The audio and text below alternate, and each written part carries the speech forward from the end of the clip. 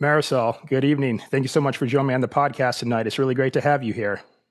Hi, good evening, Josh. Thanks for having me and thanks for putting up with all my delays. Well, I've noticed that you've been on the go quite a bit lately, so that's certainly understandable that we had to push this back. Did I just see that you were actually in Europe maybe just a few weeks ago? What's been going on with traveling lately? Yeah, yeah, I've been everywhere.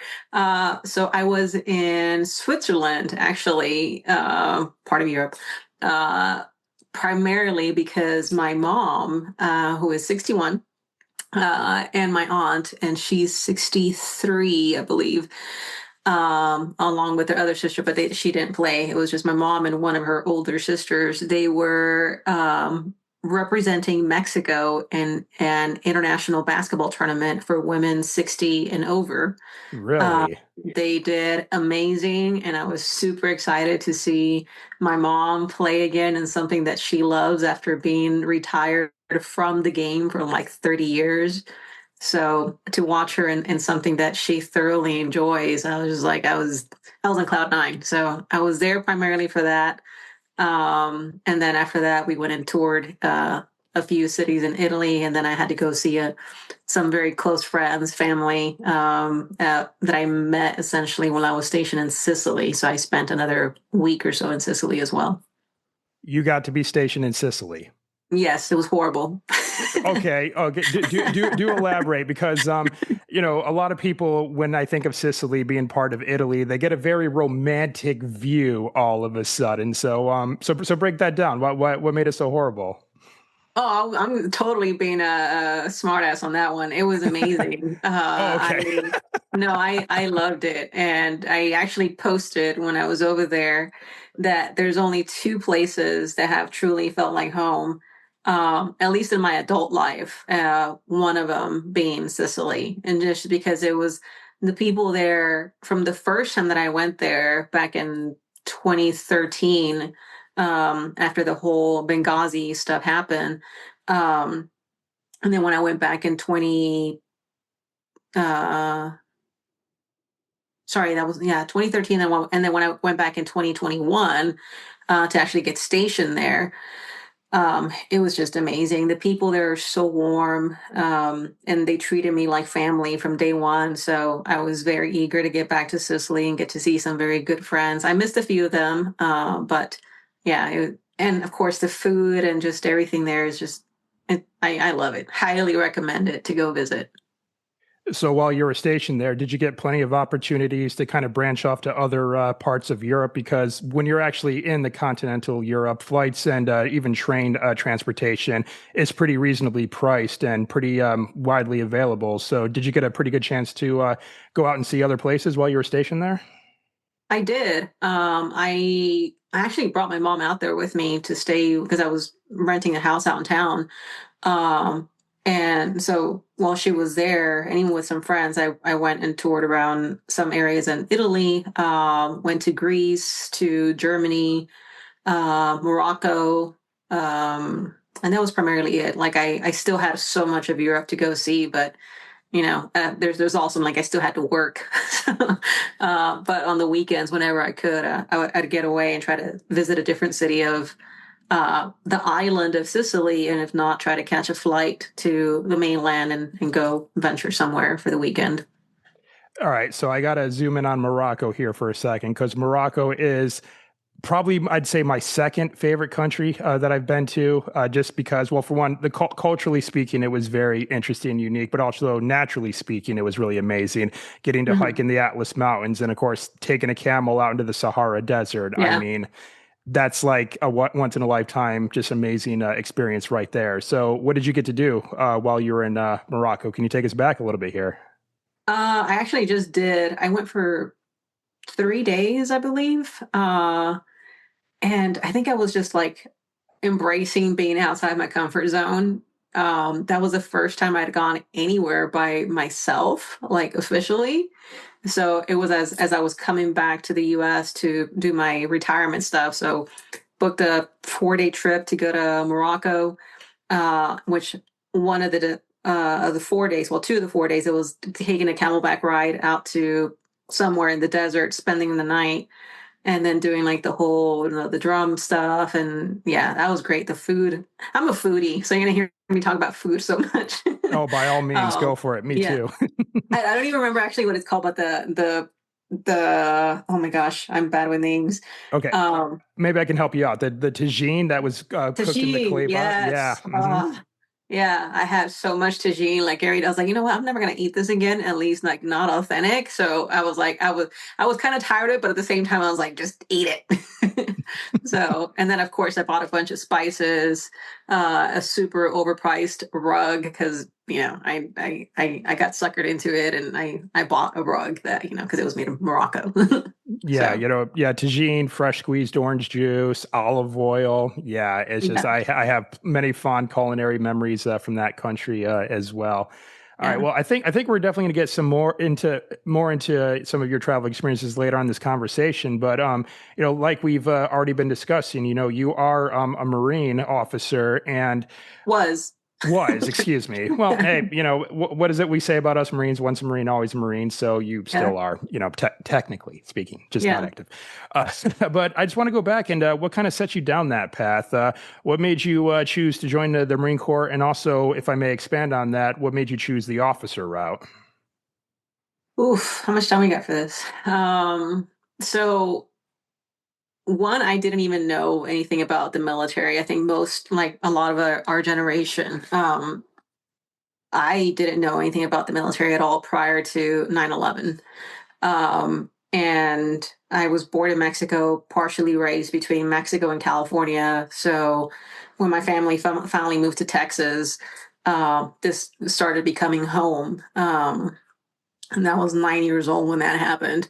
So then fast forward years later, and then I'm in my Spanish class because that's one of two languages they offer. And here we see airplanes, hitting the Twin Towers. And there was some other stuff that was going on at the time, which I'll talk about in a little bit. But yeah, it was like, holy shit, like all the kids, like the American kids, were like, we're going to war. And I'm like, what are you talking about? Like, what the hell's war? Like, the concept of war was not even in my vocabulary. Obviously, like, history, you talk about war, but right. But like, for us to be saying, like, we're going to war, it was just so foreign to me.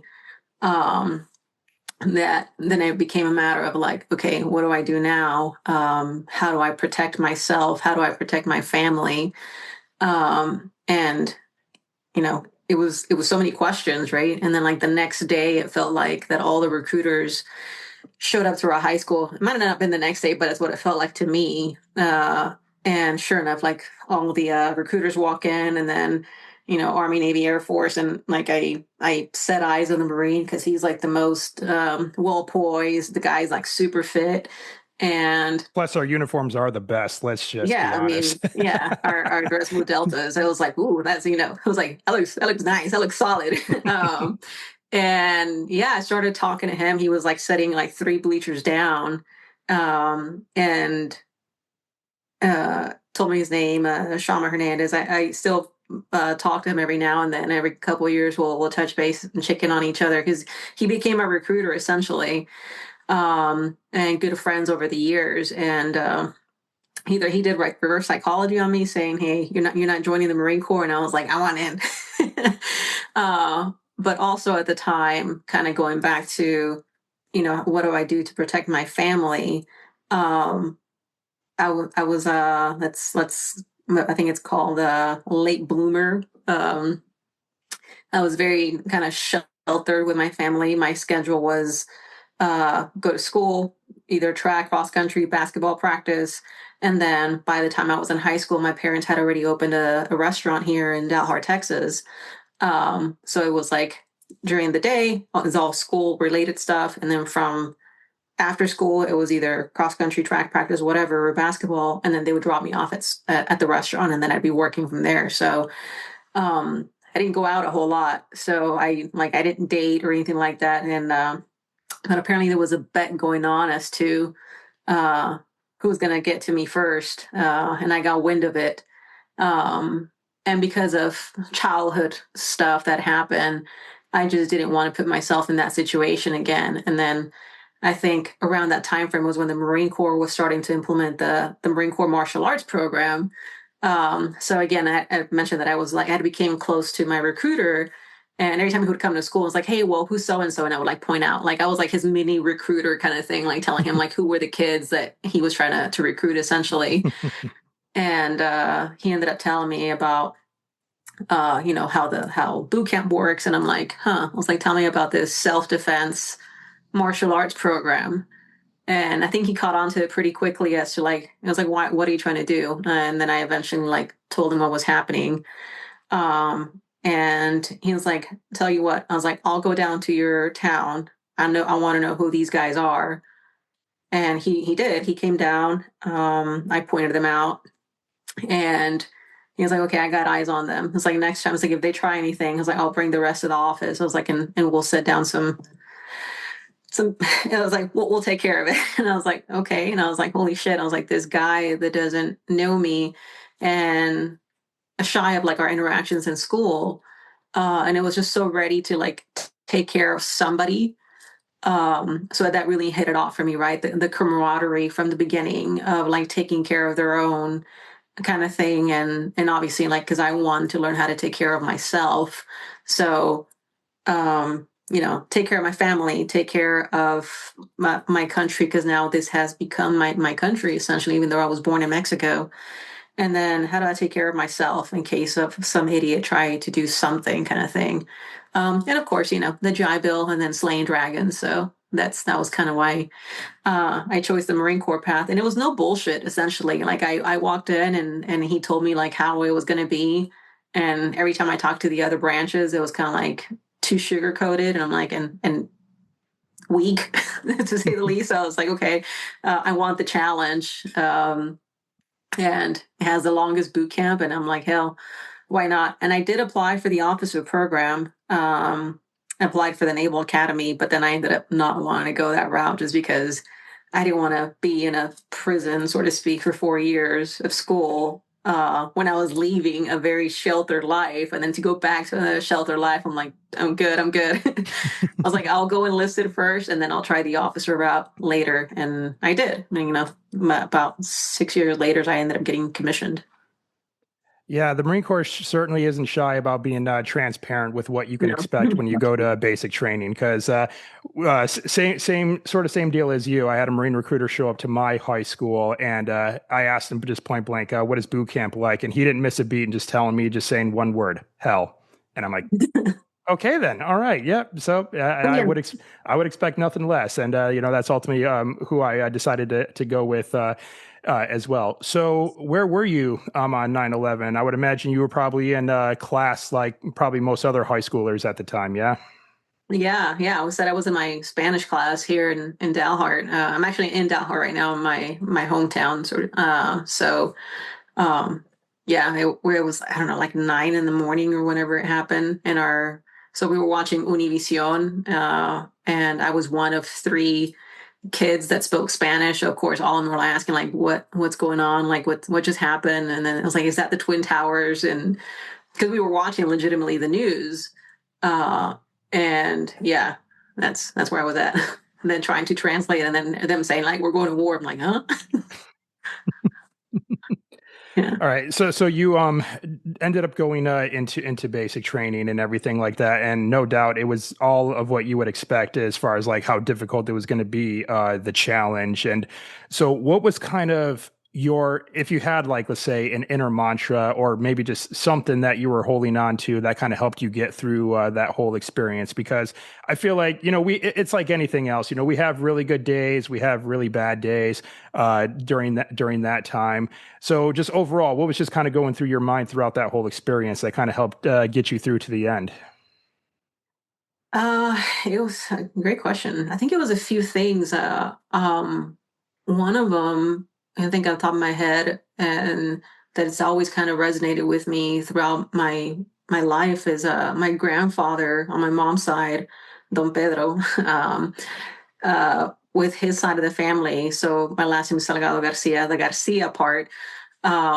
We always jokingly, but not so much, like when the attitude kicks in, it's like, oh yeah, yeah, that's Garcia. um, um, he was very resilient, and for him, the way he raised his daughters primarily, it was like, uh, there's no such thing as I can't. It was, I was like, no puedo, and be like, oh, no puedes. I was like, or like, you can't. I was like, oh, you can't. So it was no such thing as I can't. It's like either you don't know, you don't want to, or you don't know how to. Um, so that was part of it. And then obviously, the pride, right? I'm not sure. I don't think this is specific to Latin culture, but just any family that's raised with some sense of pride. Like you don't want to, shame your family because you failed boot camp. Like, oh, how do you fail boot camp? Like try to explain that to somebody coming back, getting your butt handed and not graduating from boot camp, especially when they don't understand anything military wise. So and then just seeing how resilient both my dad and my mom, right? My dad is a workhorse. The guy sleeps like 3 hours a day and goes back to work. And my mom, she is to this day, I don't think there's a goal that she hasn't set that she hasn't accomplished. So yeah, every time I felt like I can't do this, I'd go back to that. And then just faith, essentially. It was like, God help me through this. And I was like, must be a reason why I'm here. So yeah, I just kind of, I think those three things. What did the conversation look like with your folks and maybe even other family members and friends once you actually revealed to them that you were making this decision? Like you said, probably a very good sense of pride because it sounds like you have a very proud and tough family. But obviously, you are their daughter, and I'm sure that the idea of war being on the horizon for the U.S. and you now wanting to join the military, there must have been some reservations there, I'd assume. Oh yeah, and I think like any Latino culture, right? At least I've heard this story from pretty much every Latino parent. And I'm sorry if I'm using the Spanish terms, but like the one thing that I've heard from several Latino families, like that they immigrated from Mexico into the U.S. because they're seeking that better life for their children, and then you tell them, "Oh, I'm going to join the military."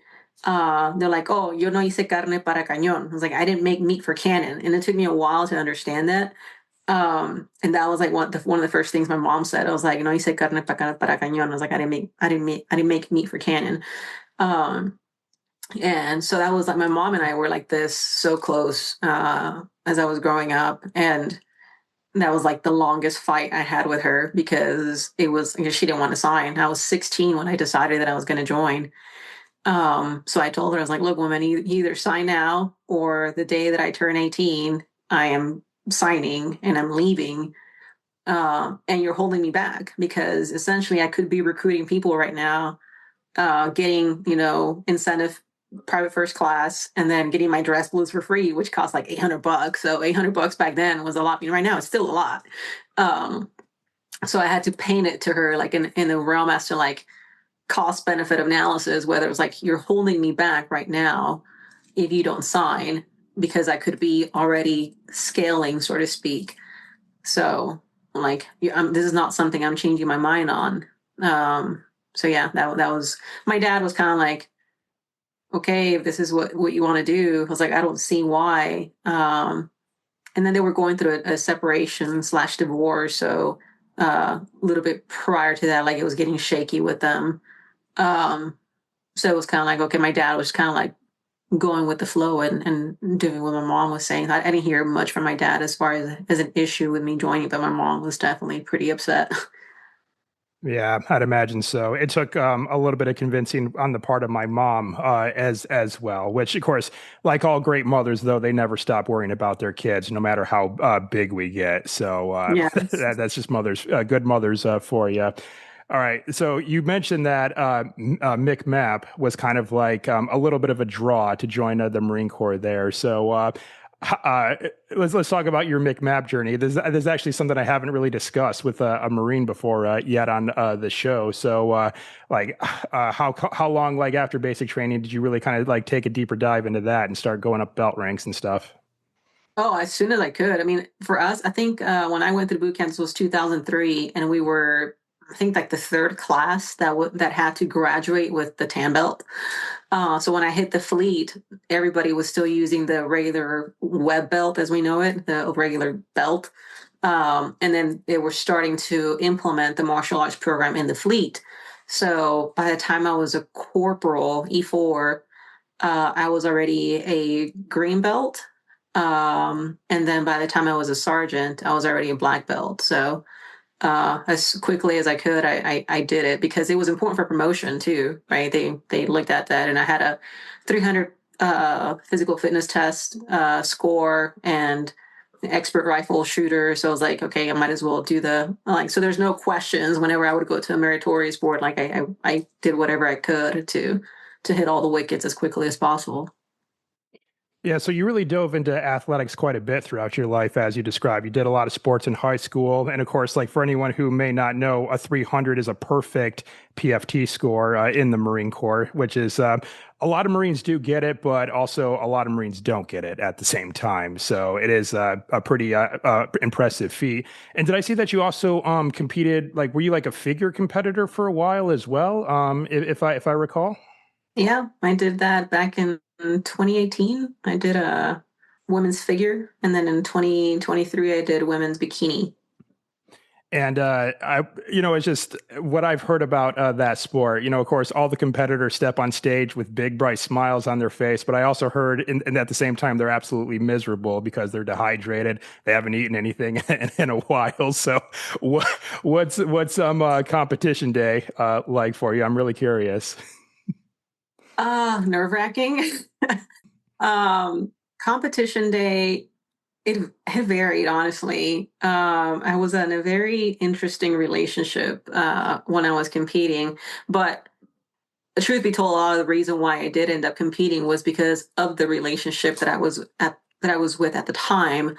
But it would just happen that on competition day, we'd be arguing about something, which is totally like the worst day to be arguing because then your cortisol levels go up and all your like your blood it just messes with you in so many levels. um and you have what, a minute and a half, 2 minutes on stage to show off the months that you did of preparation. So to not have the vascularity showing or to be in your head and not do whatever turn properly, it's yeah, it screws with you. And yeah, you lose. You very quickly going from one first to second, third place to not even placing. So luckily that was not the case for me. And I was able to, I think, tap back into like, the Marine side and be like, hey, this is game time now. Forget what's going on behind the scenes. This is you and nobody else. Like everything else is mute right now. Um, so yeah, the on competition day, there was a lot of breath work, meditation, and just kind of trying to get back to making myself feel happy to where I wouldn't show that on stage at any point, essentially. So yeah. So a lot of personal growth and personal development throughout your time in the military, mentally, spiritually, physically as well. And of course, like you mentioned earlier on in this conversation, lots of adventures too. You were stationed out in Sicily for a while. Like where else though? Like where else did you get to go to during your time in the Marine Corps? Did you have other duty stations abroad or other detachments abroad for a while? What did that look like? I did. 2005, I was deployed to Iraq for about 9 months. That was when I was 19, going on 20, to Al Assad Air Base. And then in 2007, I went on the 13th knee with the Bonhomme Richard, which is one of the Navy ships that burned down a few years ago, actually. They're on base San Diego. Um, Excuse me. And on that one, that's actually where I met three of my best friends. And with that one, we were able to go to Hawaii. I'm trying to blank now. From Hawaii, we went to Guam, Singapore, and then we went back to Iraq for a few months. Stopped in Dubai for a beer on the pier on the way back before we hit Australia for about a week. And then I think we stopped somewhere else and then did like a half day in Hawaii and then went back to San Diego. So I was stationed in San Diego for about 3 years. And then that's where I got selected for the officer program out of that deployment. Um, I was stationed in Jacksonville, North Carolina with the B-22s, Ospreys. Um, What and then obviously, squadron? like, I was with the Marine Aviation Logistics Squadron, so we were in supply. I was aviation supply by trade, essentially, as Gotcha. enlisted and as officer. So, box Right. figure. I was with VMX 22. We were the Ospreys test and evaluation squadron for a while. Ah, no kidding. What years? Yeah. From '04 to '08. Okay, yeah, we went on a cross paths then. I got there in 2011. Right. Yeah. And that was like just a few years after 263 stood up, and the Thunder Chickens. I Yeah. remember that. That was pretty cool. Such a cool name for a squadron. Oh yeah. Um, so you mentioned during this time you did a little bit of solo traveling as well, and so one of the things I want to ask you about that, and this is a pretty common question that I ask a lot of the women that come on my show, because I have a lot of women in my life who will hear about like women traveling solo, like abroad to different places, and they like that idea of getting out and exploring, but a lot of times they're afraid to. They're afraid to go there, especially by themselves. So, was fear something that you had faced at all when you decided to go to some places solo? And if so, how did you kind of manage that fear? Uh, I think by the time I did do it by myself, I was more fearless. Um, because I was in a stage of my life where I didn't think or I didn't feel anything could really break me anymore. And I was at the point where if that was it for me, like whatever happened, then that was his will kind of thing. And there was nothing I was going to be able to do to stop it, right? And he decides something, he decides something. So like to the point where like it was also kind of like perhaps maybe um idiotic, or I don't know whatever you want to call it. When I was in Morocco, I got tired of walking, and this random Moroccan guy is on a it was a moped or a bike, whatever. And clearly, I had like tourist written all over my face. And he was like, "Yeah, I can show you around Morocco, take you to the market." And I think he charged me like whatever. It was like 100. Uh, I forgot what the currency is in Morocco. Is it dirhams, right? Dirhams, yeah. I think he was Yeah. like, yeah, it was like 100 dirhams, and however much he charged me. And for like 4.5 hours, he just like was chauffeuring me around the city and taking me to all these markets. And I'm like, and I sent a video to all my male friends that we were in a group from that I was stationed with them in Philly. Like we have a WhatsApp group called the OGs. So I sent them a video, and I'm like, hey, this is my last known location, just in case. But so I think I've actually always kind of done that too. If I'm going to go somewhere where I have not been at before, um, and kind of just like our mindset, operational risk management. I think I've gotten kind of the habit of like telling somebody where I'm going, and roughly around how long I'm going to be there. Even when I go like on a long run, right? I was staying at my friend Dez's house when I went back to Catania, and like, yeah, I'm going to go to Achitrezza and go paddleboarding or whatever, and which is another 45 minutes up the road, and I'm by myself. Like, I was like, hey, if I don't come back by 7 p.m. or whatever, send a search party because something happened. So I kind of like give a forewarning to people. I don't think I'm the type to just kind of randomly go somewhere and tell absolutely nobody anything. And I just couldn't do that to my mom. I would not be able to put her through that agony of trying to find me, kind of thing. Right. Well, I've heard other solo female travelers bring up that same point as well, and a lot of them will even make a show out of it too. Like if they're like, let's say, in a cab or something like that, they'll place a phone call or someone say like, "Oh yeah, hey, I'll be back at my hotel at this time. I'll give you a call back then," or something like that, just to let anyone within earshot know that someone knows that they're there and then someone is expecting to hear from them at a certain time. So yeah, I appreciate that advice. Awesome. All Yeah. right. So now, of course, we could really probably fill, I'd say, several podcast episodes about your career in the Marine Corps as well. But so if we can kind of just maybe, if I could ask you to maybe summarize it all and just talk about your just biggest takeaways and maybe key life lessons. And again, definitely a loaded question, I know, because like you were in for a long time and you've done so much. But if you like, what kind of comes to mind though, if you can think of key takeaways and life lessons from your service? I wrap that in 20 years of my life in a minute. Did I mention it was a loaded question? Did I mention that I've been driving for 30 hours? Fair enough. um, I think one, like in hindsight, I'm just grateful for it all. Every single experience. My niece is here.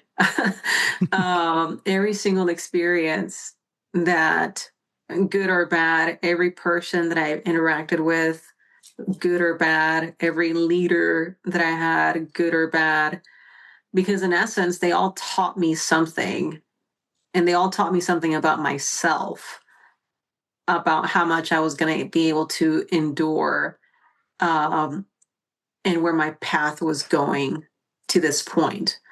Um, So lessons is appreciate every day in your career as you're going through it, because it does go by so fast. Like I threw on my camis last week to go commission one of my Marines that I didn't even think that she saw me in that manner, because actually, like before she sent me the invite, I was like, man, that was something that I was pretty bummed about, right? I was like, I never really, because I was such a hard ass.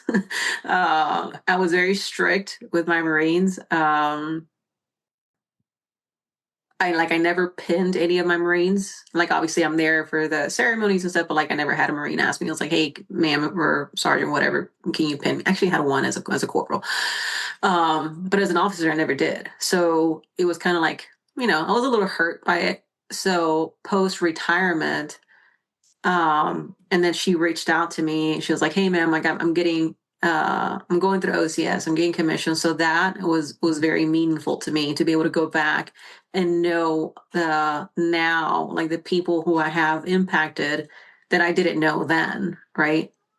Other key lesson is you never know who you're impacting. So we have I don't know if it's a slogan, but the mentality of we always do the right thing. And I can't say that for a fact. Not every person always does the right thing. That's idiotic to believe that. That's not reality. Sure. Uh, Yeah. but like, try to always do the right thing, because you really don't know who's watching. And selfishly do it because it makes you feel good, right? It makes you a better person at the end of the day, and keep an open heart, because you don't know what somebody else might be going through. You might think your life is bad, and in the meantime they might be fighting cancer, or maybe they just found out that their spouse cheated on them or whatever, right? So no matter how bad you have it, there's potentially somebody else that has it worse than you do. So just have gratitude, and keep an open heart, keep an open mind, and be able to go back and reflect on things as to like, where was the lesson in this? Because I think 90% of the time there is a lesson through every situation that you're going through. Um, and we have we do have this on a Marine Corps t-shirt, which I mentioned. It's been resonating with me more and more over the years. It's like the beatings will continue until morale improves. So if you keep repeating the same cycle over and over on any sort of ship, right? Partnership, relationship, entrepreneurship, whatever, like if you are continuously encountering the same situation, well, it's not them anymore. It's like, it's you, bro. You got to take a look at yourself and see what you're doing, that you're attracting those situations. So I've definitely taken that over the span of my career and taken a look at, okay, what have I learned? What patterns did I repeat station after station, relationship after relationship? Not that I've had a whole lot. I've had 3 relationships in the last 20 years. Um, but yeah, it was kind of like, okay, where is this going? So yeah, kind of like, I think that pretty much sums it up, I think. All right. Well, even though you are no longer on active duty, you are still finding ways to continue to serve. And that brings you to one of your initiatives that you're working on right now. And that is Phoenix Rising Holistic Center. And, fill us in on this because you kind of just are starting to kick this off. And so tell us a little bit about it and what you have in mind for it. Yeah, so that is I think what I tell people has been my calling to go back to the 20 years, right? I just didn't know what it was. And it took the relationship that I mentioned earlier when I was competing, that was kind of a roller coaster. Um, there was always something within me that kind of I didn't know what was going on. Uh, like depression, anxiety, lack of self-worth, lack of self-love, um, suicidal thoughts, and that like I would always think, I was like, this can't be it. I was like, this is not, there's no way that this is normal. There's no way that I'm supposed to be feeling like this day in, day out and feel so alone, even though we have like all these networking devices. And yet I feel like I'm so alone. And that all these like these bad beliefs about me, which is part of the reason why I was competing too, right? I was like, okay, let me get comfortable being in a bikini because I wasn't even comfortable being in a bikini. Um, a lot to do with my childhood trauma. But so, anyways, we ended up going to Peru to do ayahuasca, and mind you, was still I was in active duty. I said, you know what, enough is enough, and let me go find out essentially what the hell's wrong with me so I can fix it because I can't keep doing this. And also because we were trying to figure out kind of like where our relationship was going to address, whatever issues were going on in the subconscious level. There was like some great conversations we would have. Um, and yeah, I went and did ayahuasca, and it was just this life altering, life awakening, and understanding of so many things that I had misperceived for so many years, and so many fears that I was holding on to that were all essentially just in my own mind from childhood, and then obviously from our cultural upbringing, and um, sexual trauma even while in the Marine Corps. So um, that kind of like we had started slowly talking about developing a something to help people heal because we kind of like we tasted the medicine and understood. I was like, hey, wait a minute, this is not normal. This is there's actually something that does work, and that helps you understand of like how loving you can actually feel towards yourself, how loving you can feel connected to everything. And obviously there's the spiritual side, your connection with God afterwards, because I've yet to meet anybody that post plant medicine does not come back as some sort of believer of God, of a higher being or higher calling, higher purpose, right? And I'm not saying this for like to say that I'm like a Christian Catholic or anything like that. I believe in God, and that's the extent of it. Whether you want to fight me on it or not as to what I'm supposed to be doing or reading or what church I'm supposed to be going to, that's a whole other thing.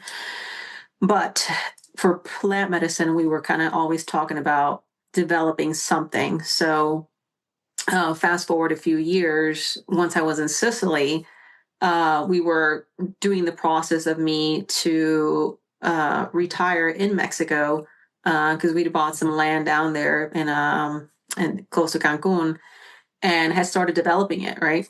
And then again, said our relationship wasn't going so hot, and we ended up breaking up January 2nd, and I was supposed to fly back February of that year and then retire in April.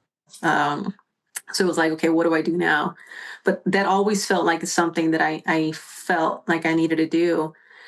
And to keep the long story short, it's been as I go back into my career in my life of the things that have happened, I think everything was kind of leading to it. And then ayahuasca just kind of opened the veil, so to speak, to see what I was supposed to be doing. So I embarked on a real estate journey very quickly to, excuse me, buy quite a few properties. I partnered with my mom, and I love my mom because uh, all my crazy ideas. I literally have a sticker right here that says "Trust your crazy ideas" I love that. that I've had the last few years. I don't think there's anything that she like. Obviously, she goes like, "Mija, ten cuidados," like be careful, because she's a mom. But I don't think that she's ever told me no to certain things. She just tells me, okay, you need to slow down or you need to do this, and she's more precautious. Whereas I think ever since ayahuasca, I'm like, let's do it. Like, what's the alternative? Like, hey, what could go wrong? So yeah, I with the last property that I ended up buying was this 20-acre property in Florida. And this is before I learned about all the work that all these other people, incredible people, were already doing. Brian Hubbard, Adam Mars, oh my gosh, I just blanked out on his name. Heroic Hearts founder, Jesse Gold, and all there's the Andrea Capone. I'm always mess up their last name because I don't want to say Cardoni. But anyways, I didn't even know about them, right? And I was able to meet them earlier this year and trying to figure out like how do I establish that in Florida, because something else that has, as a veteran, that it drives me, it does make me upset, that even though as a veteran and as a Mexican, right? Because I'm still Mexican, you can't take that away from me. Um, that like we're saying war on drugs, war on like Mexicans, immigration, and all stuff, but yet people are continuously going to places like Mexico to go seek plant medicine. Veterans are running basically to Mexico, to Peru, to Costa Rica, to Switzerland to seek alternative medicine, because it's not allowed here up until recently, right? That Texas finally approved it. So yeah, that's kind of where I was going with it. I was like, it's sickening that as a veteran that we have to go. We bled for this country. I mean, I was not an infantry person, right? But I still served this country as my own. Yet I'm having to seek the medicine outside of it. Which for me, I'm Mexican. I can cross the border anytime. I can go there, like whatever. Um, but it's not the case for my fellow veterans, right? And it's expensive to get over there still. It's not offered through regular means, and that's kind of the fight, if you may, that I think became my calling, is like that we have to do better to advocate for this plant medicine that is actually healing people. But obviously we have to provide the right education for it and the right platform for it, and not just give ayahuasca or ibogaine or whatever and assume that, hey bro, this is the cure all, and good luck. Right. Well, like you said, it's a holistic approach, but this is obviously a pretty powerful, I guess I'll say, tool, if you will, that could be implemented, to helping a lot of our veterans. And so it sounds like slowly but surely, certain places are starting to come around. You did mention Texas. I mean, that was just earlier this year when they finally, decided to kind of bring it forward. What else have you been kind of observing about like the landscape elsewhere? Like maybe, well, of course, you got the property in Florida. So are they about to follow suit? What's it looking like so far? What have you No, observed? unfortunately, Florida, sorry, I didn't mean to interrupt. Unfortunately, Florida has not made any progress towards it. I think they actually recently voted against even the growth of spores, so kind of took a step on the opposite direction. I don't quite understand why, and this is something that I think I will be approaching soon, because it's asinine. Honestly, is like you're dismissing something that is legitimately medicine and are okay providing yet another pill that serves no long-term effect other than just having to be on a pill continuously. And oh, by the way, it causes this, this, this, and this. But here, let's give you these other pills that are going to address this and this, but then this pill is going to cause you this and this. So then you just end up with a shit ton of pills, medicating, but really not getting to the root cause of what's going on at the neurological level. Because that's where it needs to get addressed, right? And then obviously holistically, in your body, your nutrition, it's not just a here's ayahuasca, here's ibogaine, here's ketamine, here's happy rapper, whatever. There's a holistic approach to it that is done. It's in a ceremony. There's a religious, essentially almost like a religious practice that happens with it. Like there's a dieta that you have to follow to make sure you're getting the best benefits of the plant medicine. And but yeah, Florida is not doing that right now.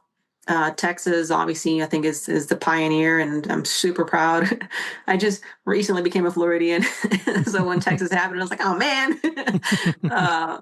But I'm in Texas now, and I have real estate here. I have family here, so maybe in future years. And Austin has a I don't know if it's Church of the Eagle and the Condor, but I know Ambio and Beyond and the Illuminating Collective. I think they're all in kind of Austin, Houston area.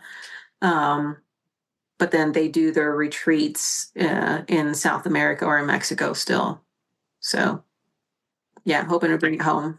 Yeah, well, I haven't met anyone personally up until you now who's done an ayahuasca ceremony, but I hear about it like more and more. Like when I listen to other podcasts, there's other veterans out there on different podcasts who, go to Central America and take part in an ayahuasca ceremony. From what I've heard so far, every single experience has been a positive one. From everyone like that I've heard of stories of taking part in an ayahuasca ceremony, they've all been positive. Like there's been like no reports, at least from what I've heard, about anyone having a bad experience or not coming back in a much better state than when they did when they first went down there. Yeah, that's good, but also like not to misconceive people, because if you don't do the right preparations, it can become a bad trip, right? There's the plant medicine itself, there's a protocol to follow, and you have to make sure you go to the places that are following the sanctity of the plant medicine. You can't go to a place and say, and they're playing a CD as the Icaros, that like the music itself, the live music of the oh my gosh, I just blanked out a name. I told you I said I was horrible with names. Um, it's not the shaman, but the person that sings the Icaros. Um, like that is so important as well, because it's all medicine, right? That's why kind of like in the US they're slowly started to implement sound therapy, because sound is very important and rewiring the brain. So when you incorporate that with plant medicine along with the proper nutrition, that's when you get the benefits of it. But if you just cold turkey go to a retreat and say, hey, hit me with, I'm not saying injection because I don't think anything really gets injected, but with, ayahuasca or ketamine, ibogaine, or whatever, then, but you didn't do the preparation in advance, then yes, it can have my understanding. I'm not a practitioner. I'm not a provider.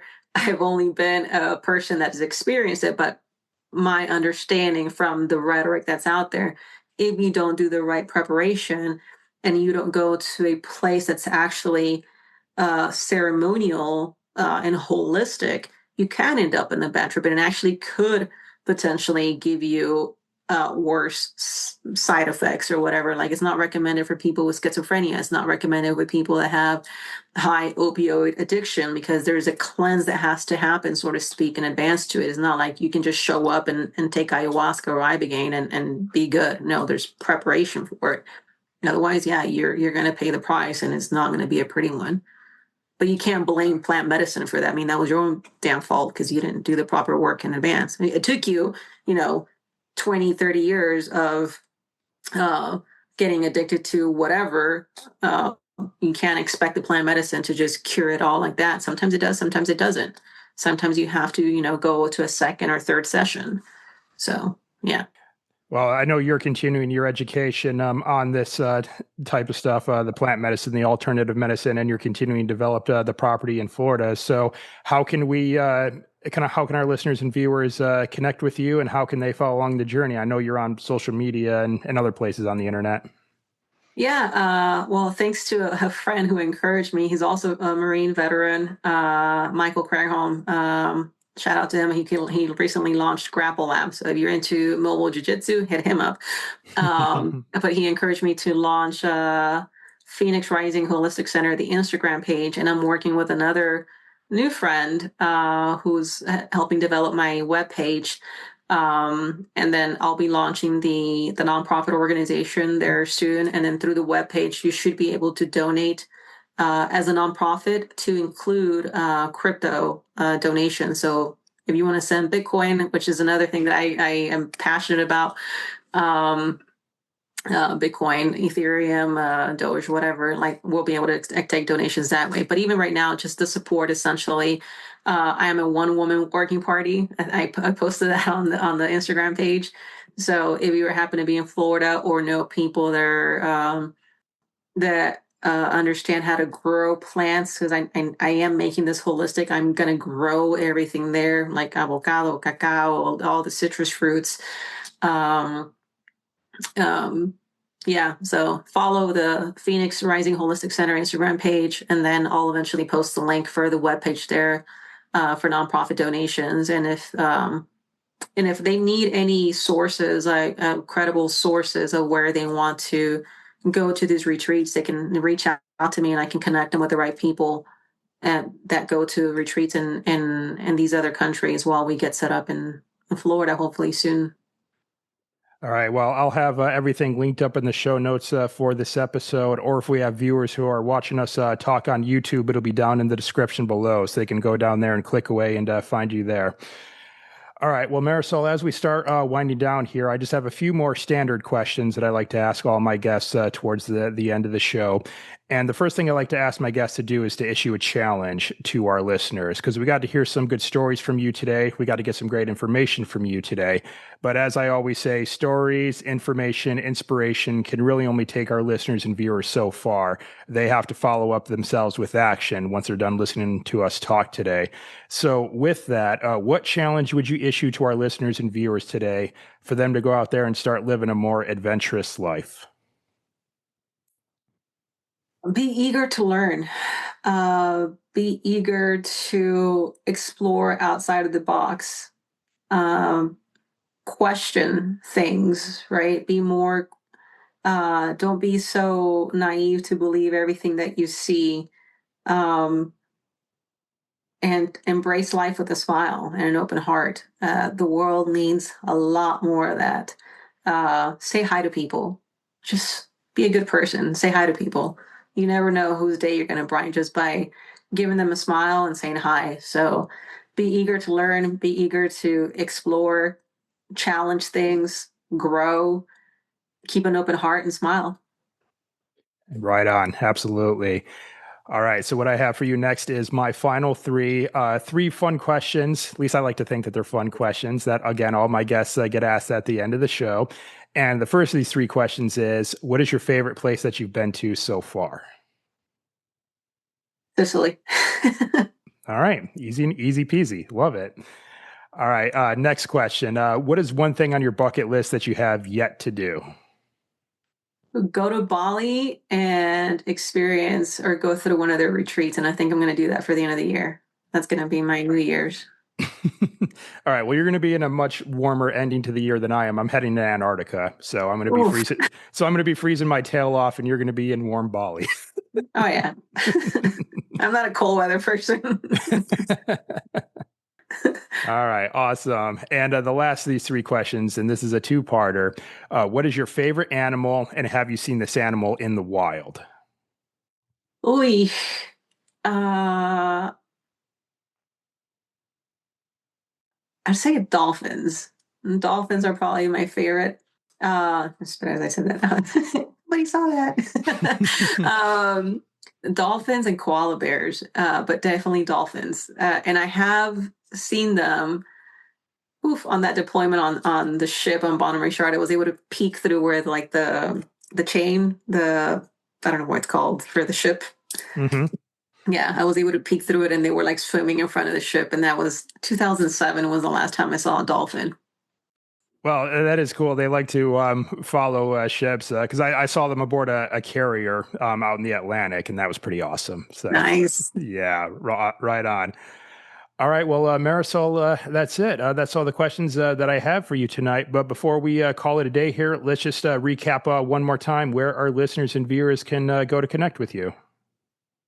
So if you want to learn more about what I'm doing with my holistic retreat center, my endeavor, my calling, they can follow me on Phoenix Rising Holistic Retreat Center.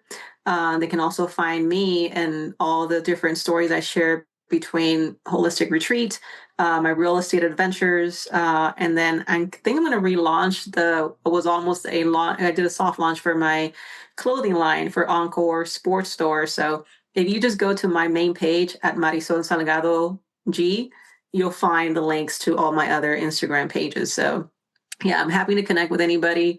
Send me a message. I'm sorry if it takes me a little bit longer than 24 hours to answer it. I try to answer everybody as quickly as possible. But yeah, I'd love to connect with anybody that's in the realm of real estate, holistic therapy, holistic medicine. So yeah.